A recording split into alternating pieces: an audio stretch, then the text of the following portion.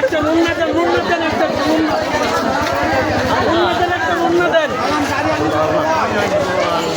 ওই মুন্না দেন।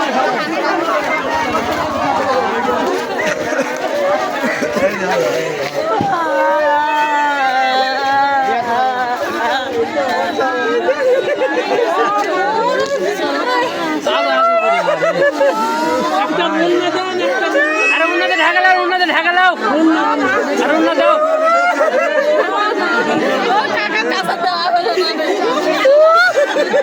এই রিপাত, রিপাত, এই রিপাত।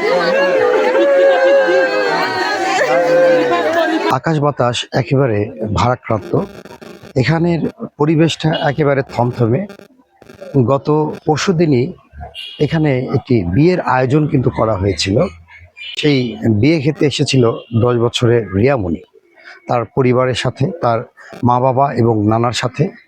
এখানে কালাম তার খালুর বাড়ি, সেই বাড়িতেই সে এসেছিল বিয়ের দাওয়াত খাওয়ার জন্য। বিয়ে কিন্তু গতকালকে বউ ভাত শেষ হয়ে গিয়েছে। আমার আশেপাশে যে ছড়িয়ে ছিটিয়ে চেয়ার টেবিল দেখতে পাচ্ছেন, এইখানেই কিন্তু জাঁকজমক অনুষ্ঠান করা হয়েছিল এবং এখানেই খাওয়া দাওয়ার আয়োজন করা হয়েছিল।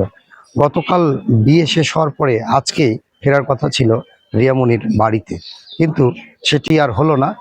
আজ দুপুরে প্রায় 1:30টার দিকে বাবার সাথে এবং আরও কয়েকজনের আত্মীয়দের সাথে পার্শ্ববর্তী নদীতে, রাস্তার পাশেই নদী, সেই নদীতে নামে গোসল করতে। এক পর্যায়ে সে পা পিছলে গভীর পানিতে তলিয়ে যায়। বাবার ডাক চিৎকারে তখন সকলে নদীতে রিয়ামণিকে খুঁজতে শুরু করে। প্রায় আধা ঘন্টা রিয়াকে খুঁজে না পেয়ে আরও লোকজন তখন নদীতে নামে এবং তাকে উদ্ধারের চেষ্টা করে।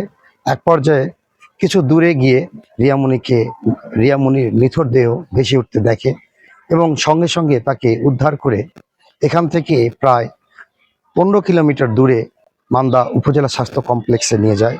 সেখানে নিয়ে গেলে কর্তব্যরত চিকিৎসক তাকে মৃত ঘোষণা করে। যে রিয়ামণি এখানে কালামের বাড়িতে এসেছিল, কালাম কিন্তু সেই রিয়ামণির খালু হয়। রিয়ামণিদের বাড়ি পার্শ্ববর্তী থানা আত্রাই উপজেলার আতাইকুলা গ্রামে। সেখান থেকেই তার পরিবারের মা বাবা, ভাই বোন এবং নানার সাথে এসেছিল এই খালার বাড়িতে খালাতো ভাইয়ের বিয়ে খাওয়ার জন্য।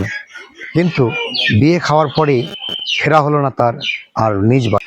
আমরা তাদের আত্মীয় স্বজনের সাথে কথা বলে ঘটনাটির জানার চেষ্টা করেছি। আমরা আপনাদের সামনে সেটি তুলে ধরব।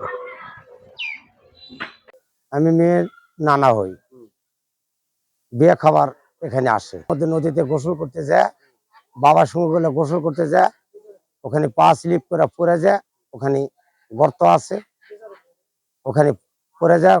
পরবর্তীকালে লোকজন খোঁজাখুঁজি করে, গ্রামবাসী সকলে মিলে খোঁজাখুঁজি করে লাতিনকে উদ্ধার করে। উদ্ধার করার পরে মাঝো ভাঙ্গা ওখানে ডাক্তারের কাছে নিয়ে যায়। ডাক্তার বুঝতে না পারে মেডিকেলে, প্রসাদপুর মেডিকেলে দিয়া পাঠায়। ওখানে মৃত, ডাক্তারের মৃত ঘোষণা করে।